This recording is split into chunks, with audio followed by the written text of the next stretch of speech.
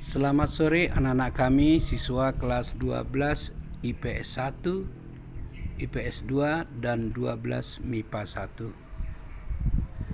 Sore ini adalah pertemuan yang kedua untuk kegiatan tambahan les sore. Untuk materi kali ini kita angkat topiknya yaitu frasa dan kata ulang.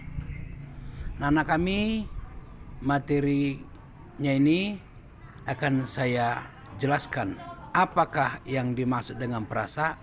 Berarti apa pengertian dari frasa itu?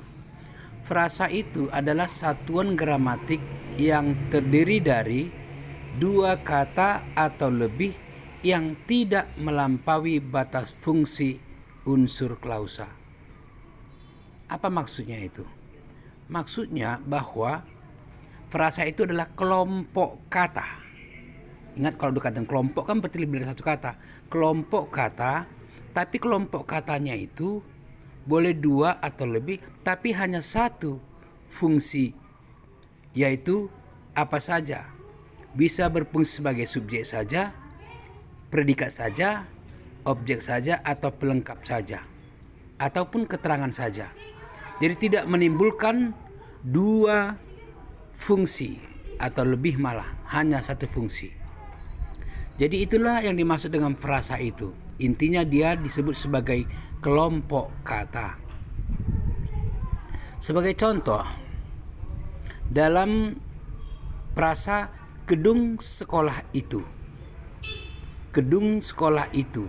Misalnya dalam kalimat gedung sekolah itu baru dilakukan pengecatan. Nah, kita ambil dulu frasa atau kelompok kata gedung sekolah itu. Nah, gedung sekolah itu terdiri atas unsur kata gedung dan sekolah itu.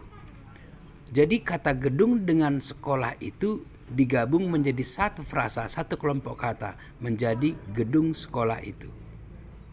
Jadi frasa yang kedua, di dalam satu frasa ini ada frasa lain, yaitu sekolah itu. Sebab sekolah itu terdiri dari dua kata, yaitu kata sekolah dan kata itu. Nah, seperti itulah gambaran dari yang disebut dengan frasa atau kelompok kata. Contoh lain kita ambil dari dalam kalimat Presiden Soeharto sudah meresmikan jalan tol baru itu kemarin pagi. Nah, jadi yang unsur gabungan kata yang panjang ini menimbulkan kalimat. Di dalam kalimat ini terbentuk dari frasa. Nah, yang pertama, Presiden Soeharto itu adalah satu frasa. Frasa yang bukan Presiden Soeharto sudah yang satu frasa, itu bukan, tapi Presiden Soeharto, karena dia menduduki satu fungsi. Apa fungsinya? Sebagai subjek. Nah, frasa yang kedua adalah sudah meresmikan. Kata frasa sudah meresmikan itu satu frasa sebagai frasa berfungsi sebagai predikat. Satu aja fungsinya sebagai predikat. Nah, berikutnya jalan tol baru itu. Itu pun satu frasa. Ya. Frasa yang terdiri dari jalan tol dengan baru itu. Jalan tol baru itu. Itu dia. Jadi sebagai objek. Dan frasa berikutnya kemarin pagi, yang terdiri dari kata kemarin dan pagi, itu sebagai frasa keterangan, yaitu keterangan waktu. Nah, saya rasa anak kami sudah mengerti kan bagaimana contoh dari frasa itu. Nah, kita lihat dulu mengenai jenis-jenis frasa atau macam-macam frasa. Frasa itu ditinjau dari segi unsur inti, dia terdiri dari 3 bagian, yaitu frasa endosentris, frasa eksosentris. Ya, 2 ya, frasa endosentris dan frasa eksosentris. Apa itu frasa endosentris? Frasa endosentris adalah frasa yang unsur pembentuknya mempunyai distribusi yang sama dengan unsurnya. Artinya dapat menggantikan kedudukan frasa itu secara keseluruhan. Sederhananya begini, frasa endosentrik ini artinya kumpulan kata atau kelompok kata yang di dalamnya ada yang menjadi unsur inti. Ada yang menjadi unsur inti.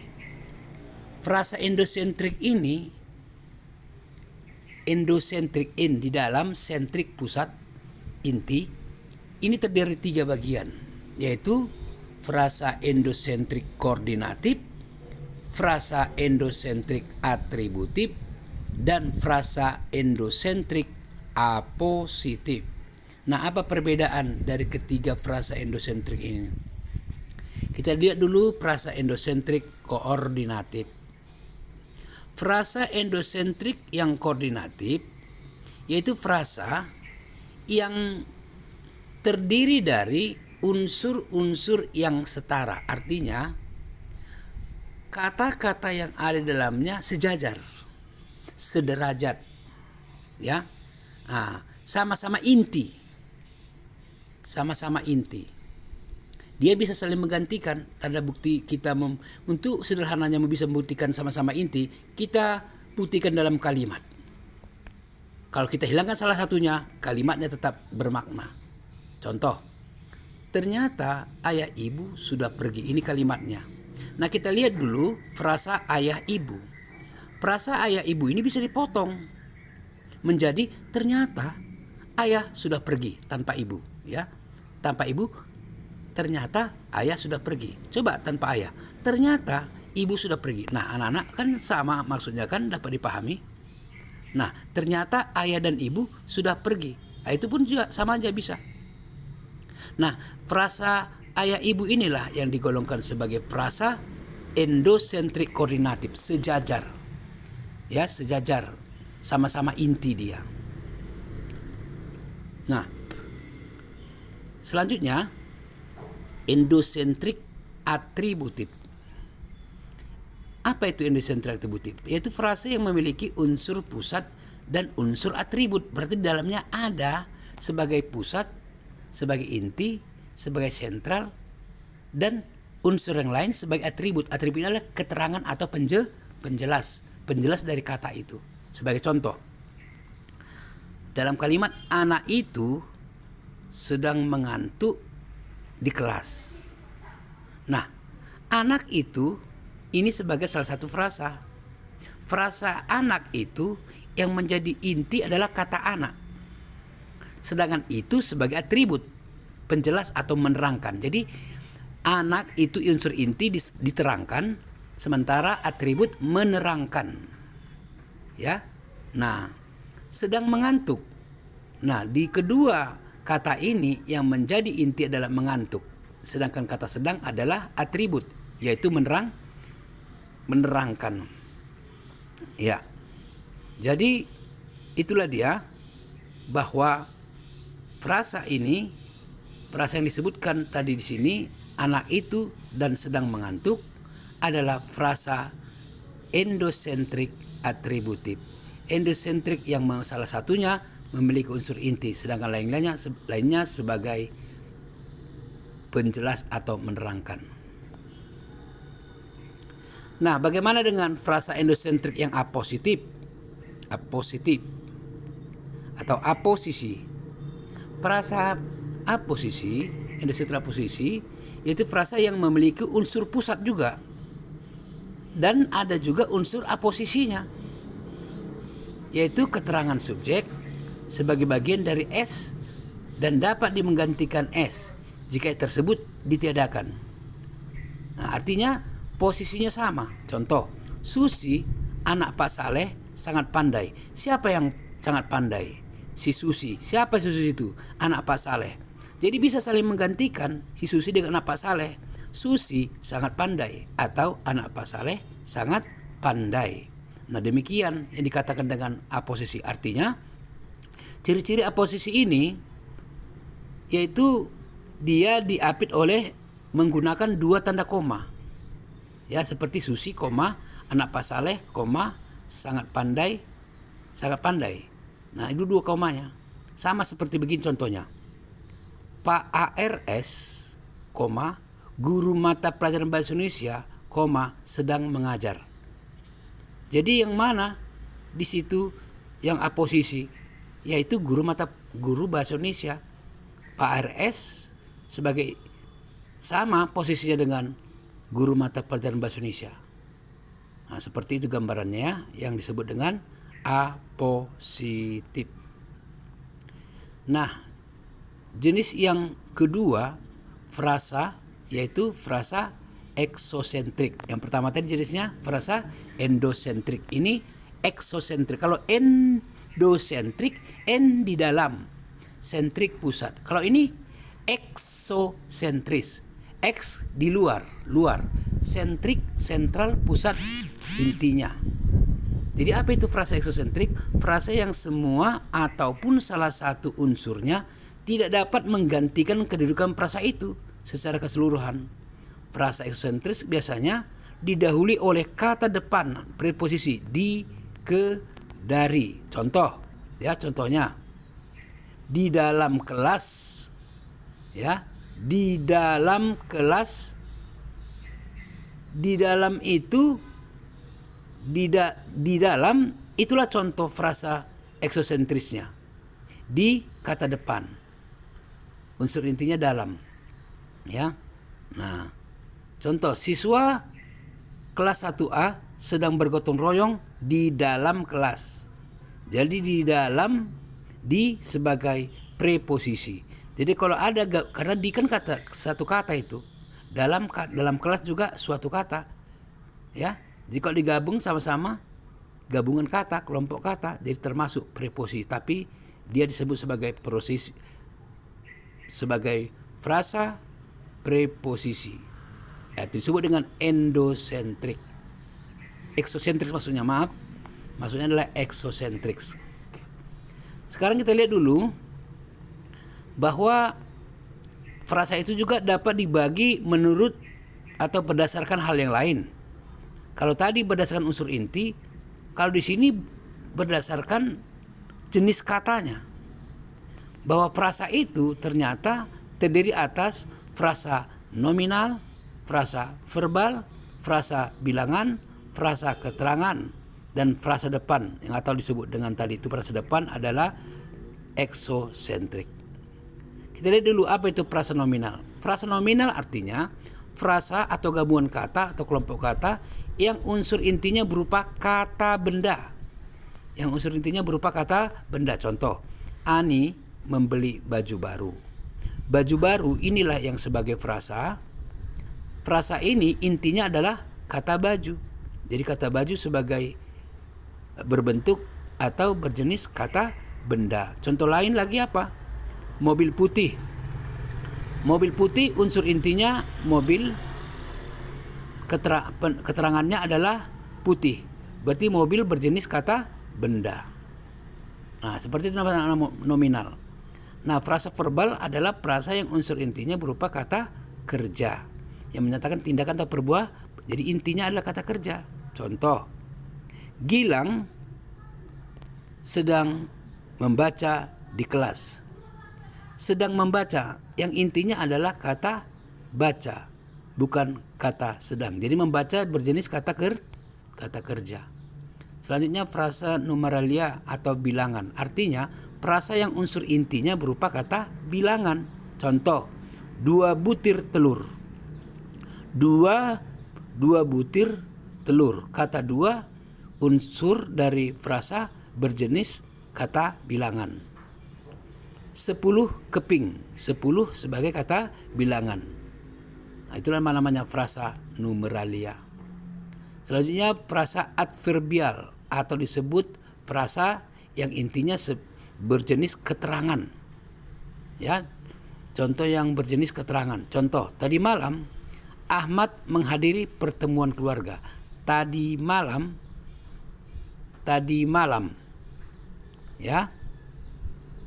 Ahmad menghadiri pertemuan keluarga. Tadi malam itu adalah berjenis kata keterangan waktu. Tadi malam. Selanjutnya frasa depan.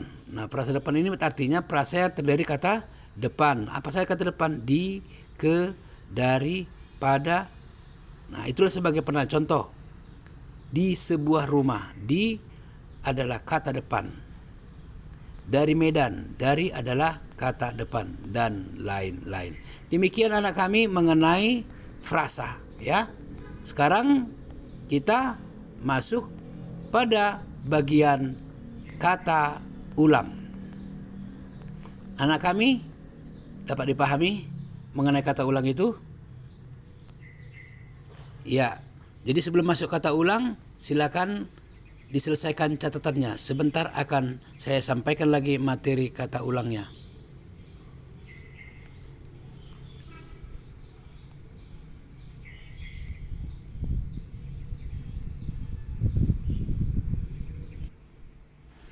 Ya, anak kami kembali saya melanjutkan materinya, yaitu tentang kata ulang. Mengenai kata ulang itu disebut dengan istilah reduplikasi. Re kembali, duplikat berarti tiruannya. Berarti kata ulang itu adalah pengulangan kata, baik pengulangan dari imbuhan, baik pengulangan sebagian maupun pengulangan secara keseluruhan dari suatu bentuk kata. Ya. Nah, sebagai contoh kata ulang, kata makan diulang semuanya makan, makan. Pengulangan cara imbuhan, makan tambah memakan, makan, memakan. Dan lain-lain. Sekarang kita lihat dulu apa itu macam-macam kata ulang. Berdasarkan macamnya, bentuk perulangan dalam bahasa Indonesia dapat kita bagi menjadi 4 macam. Pertama, reduplikasi atau pengulangan suku kata awal, atau disebut juga dwipurwa.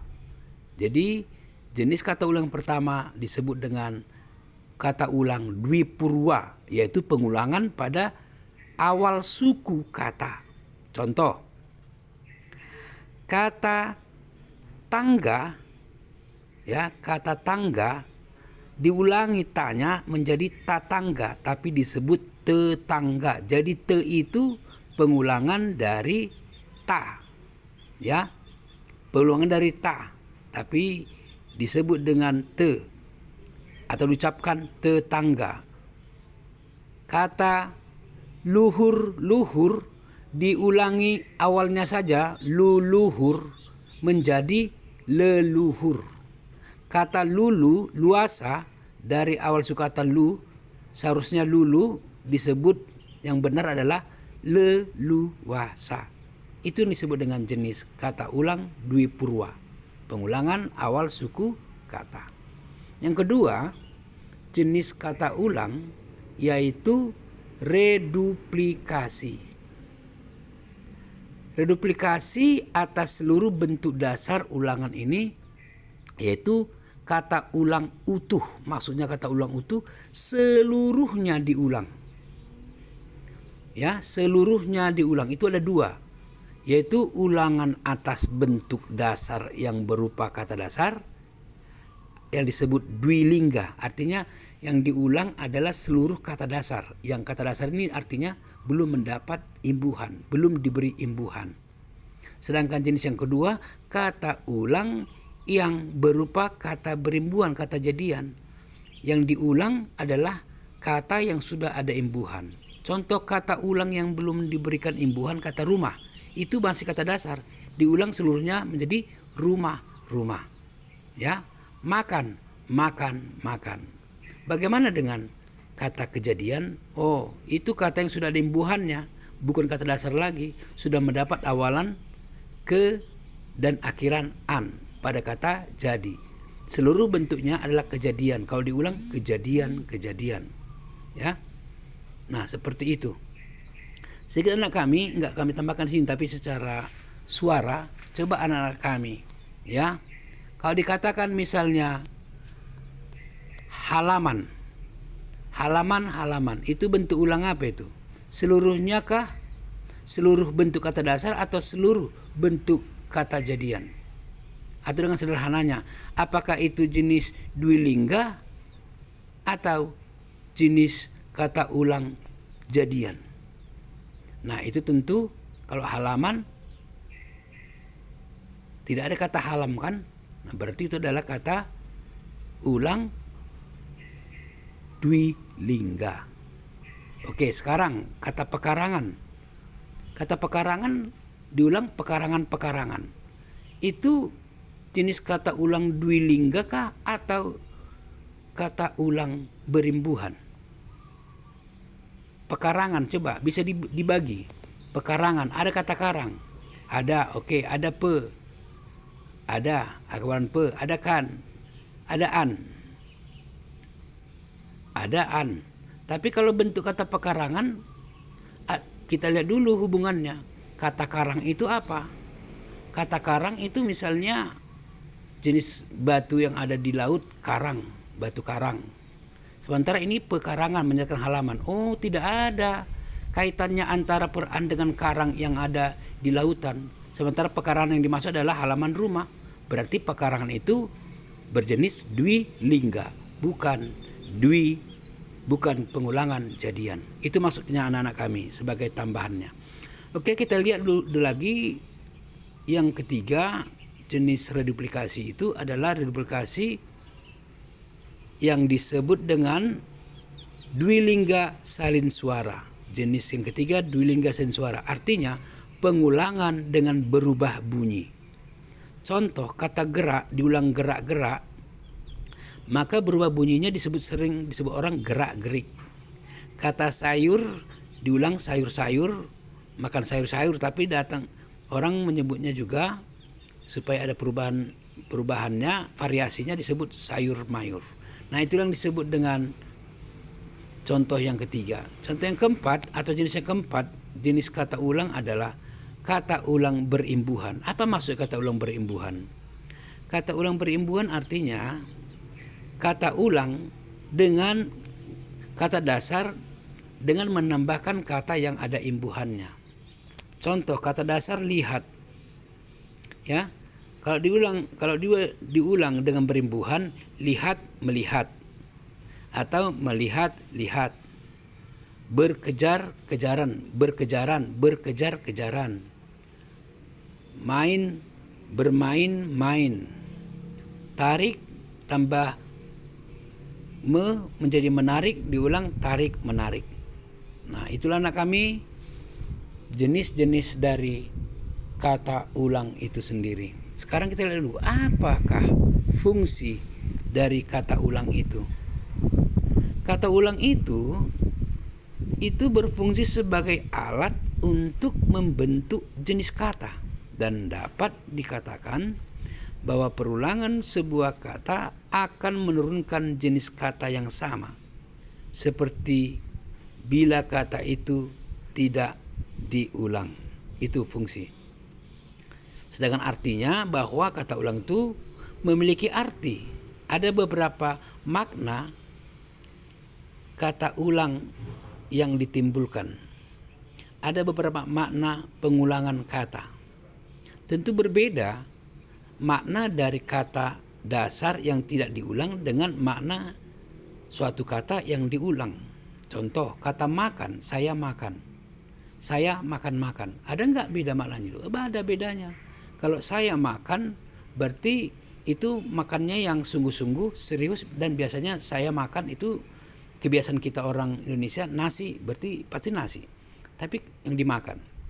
Tapi kalau saya makan-makan itu bisa menunjukkan bukan nasi yang dimakan. Ya, karena makannya dengan santai. Mungkin ya cemilan lah atau apalah. Itu makan-makan ya, enggak serius. Nah, enggak sungguh-sungguh dia makannya, hanya makan gitu aja. Nah, oke. Nah, jadi itu sebagai contoh. Nah, sekarang kita lihat dulu apa saja maknanya. Maknanya yang pertama, apabila suatu kata mendapat pengulangan menyatakan makna banyak tak tentu. Banyak tak tentu. Sebagai contoh, ayah membelikan saya 10 buah buku. Itu kan banyak tentu, 10 buah buku. Coba diganti menjadi bentuk ulang, buku-buku itu telah kusimpan dalam lemari. Buku-buku kan banyak itu, tapi nggak tentu dia. Belum tentu berapa itu banyaknya. Tapi yang pasti banyak.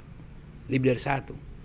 Itu arti yang pertama. Yang kedua, kata ulang itu mengandung makna bermacam-macam. Contoh, pohon-pohonan berarti maksudnya bermacam-macam pohon. Buah-buahan maknanya bermacam-macam buah. Yang ketiga, menyerupai atau tiruan.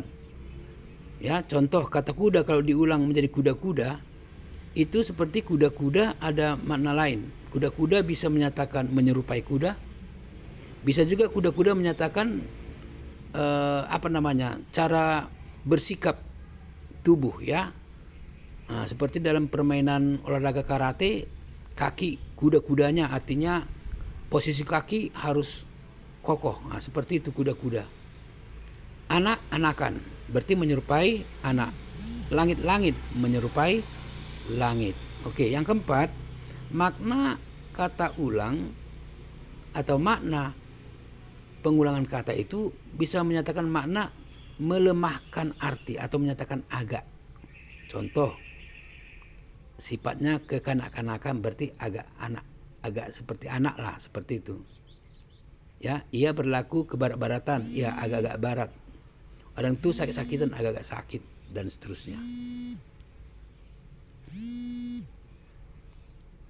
Nah, selanjutnya menyatakan intensitas. Ya, intensitas maksudnya mengeraskan arti, baik cara menyatakan kualitas atau kuantitas maupun frekuensi. Contoh intensitas kualitatif, pukullah kuat-kuat berarti kuat, sangat kuat. Belajar lagi sakit-giatnya, bersangat giat. Intensitas kuantitatif menyatakan apa? Intensitas menyatakan lebih dari satu. Kuda-kuda, banyak kuda. Rumah-rumah, banyak rumah.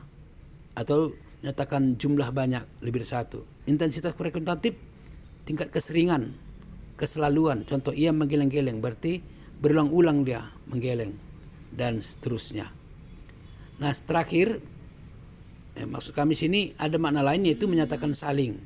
Contoh, keduanya bersalam-salaman berarti saling bersalam. Nah, berikutnya perulangan pada kata bilangan mengandung arti kolektif, arti kumpulan.